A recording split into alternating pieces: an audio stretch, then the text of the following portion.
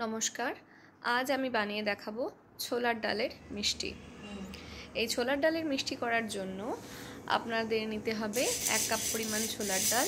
সেটা আমি ভালো করে ধুয়ে ড্রাই করে শুকনো খোলায় ভেজে নিয়েছি। এরপরে একটা মিক্সার গ্রাইন্ডারে সেটাকে গ্রাইন্ড করে নেব। গ্রাইন্ডিংটা ঠিক করে হয়েছে কিনা সেটা আমাদের অবশ্যই চেক করে নিতে হবে, যাতে মিহি গুঁড়ো হয়। দেখে নিচ্ছি কতটা মিক্স হয়েছে। এরপরে আমরা করে নেব চিনির গুঁড়ো, সাথে এরপরে মেশাবো আমরা সমস্ত উপকরণ, বাদাম গুঁড়ো, এলাচ ইত্যাদি। এরপরে একটি বাটিতে চিনির গুঁড়ো নিয়ে 2 চামচ পরিমাণ ঘি আমি নিয়ে নিচ্ছি। চিনির পরিমাণ নিয়েছিলাম প্রায় 1/2 কাপ।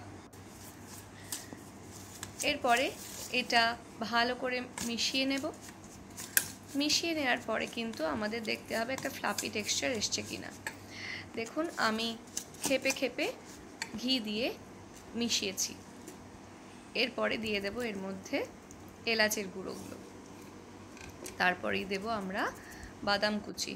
বাদাম কিন্তু আমি নিয়েছিলাম অ্যালমন্ড আর কাজু, কুচি করে নিয়েছিলাম, কিছুটা রেখে দিলাম গার্নিশিংয়ের জন্য।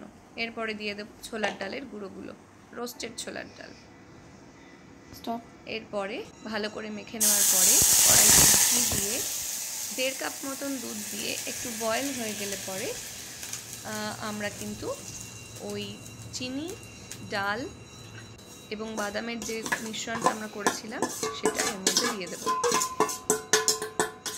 বেশ কিছুক্ষণ নাড়াচাড়া করার পরে দেখা যাবে খুব অল্প সময়ের মধ্যেই আঠালো হয়ে এসছে এবং কড়াইয়ের গা থেকে ছেড়ে আসছে। এরপর একটা প্লেটে ঘি মাখিয়ে আমরা কিন্তু এটা একটা ফ্ল্যাটেন করে নেব এবং শেপ করে কেটে নেব। শেপটা আপনারা আপনাদের ইচ্ছে মতন করতে পারেন, ডায়মন্ড, স্কোয়ার, যেমন খুশি। আপনারা চাইলে এই শেপটা কিছুটা ঠান্ডা হয়ে যাওয়ার পরেও করতে পারেন। দেখুন আমি এবারে শেপ করে নিচ্ছি, কাটিং করে নিচ্ছি। এবারে আমি যেটুকু বাদাম গুঁড়ো রেখে দিয়েছিলাম সেটা দিয়ে পিসগুলোর ওপরে গার্নিশ করে নিচ্ছি। চাইলে এখানে আপনারা গোটা বাদাম, তবক যা কিছু ব্যবহার করতে পারেন। এরপরে দেখুন কিছুটা ঠান্ডা হয়ে যাওয়ার পরে কি সুন্দর আলগা হয়ে বেরিয়ে আসছে বরফিগুলো।